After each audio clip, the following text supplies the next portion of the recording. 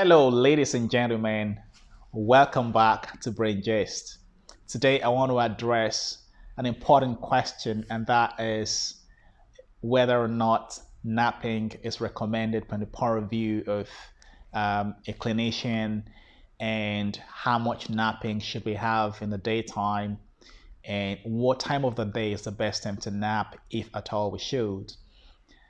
Before I go into the details of the video, I'd like to welcome you back to the channel and thank you for watching all the time. If you haven't subscribed yet, what are you waiting for? Please hit that subscribe button so you can benefit from all of the interesting offerings of this channel. So this is a channel where people are taught everything they need to know about brain health and the health of the nerves and the health of the muscles as well. All right, with all those said, let's dive into the details of today's content, and that has to do with daytime napping. So is it something useful? Has it got downsides? So first of all, I'll establish the fact that napping itself isn't a bad concept at all.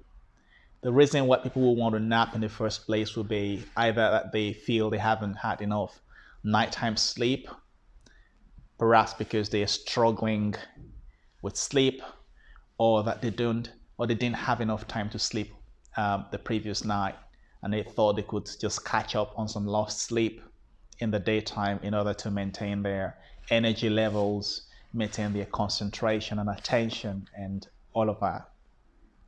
So that is a very positive concept, and that's an advantage, or shall I say an upside for napping in the daytime. But it can also have its own downsides. So think about it this way.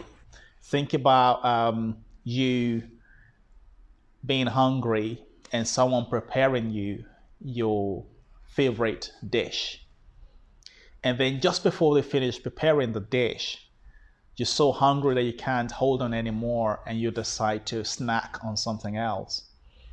And after the dish is made, your hunger is partly satisfied and you can't really, eat that delicious or delicacy as well as you would normally want to. Or you may not even be able to eat it at all. So that happens also. So what happens is when we wake up, we are fresh from sleep.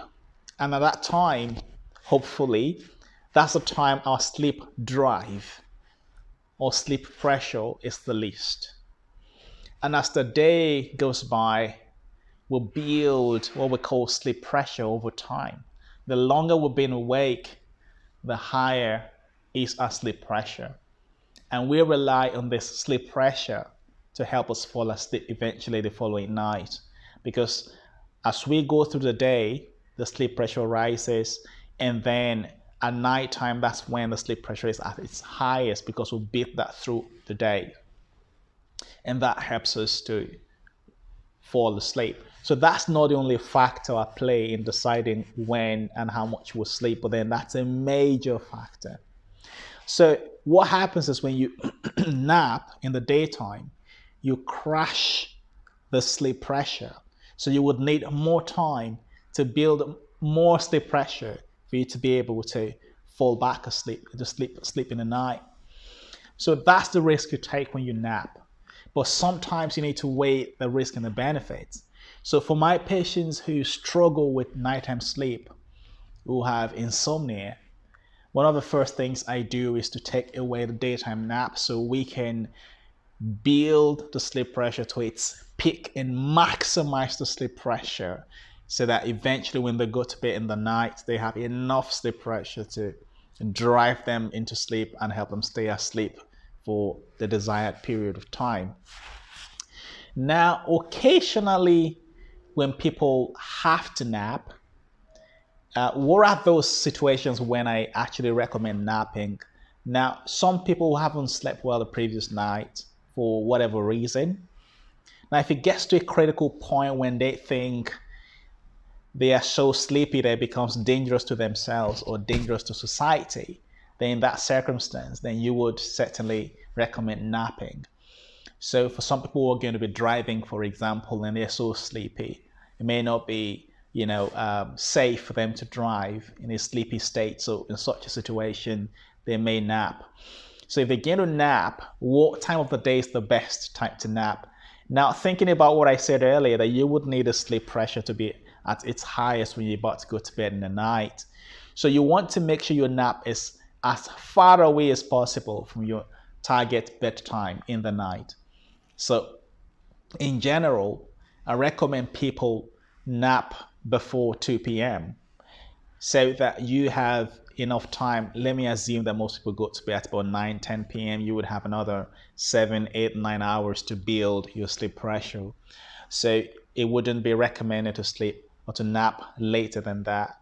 And then how much of napping is recommended? I usually don't recommend anything longer than 30 minutes.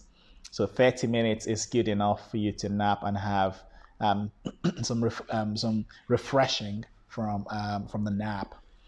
So I do hope you learned something today, and if you did, don't forget to subscribe and share with your friends and colleagues. I appreciate you watching all the time, and I hope to see you in my next video. Bye for now.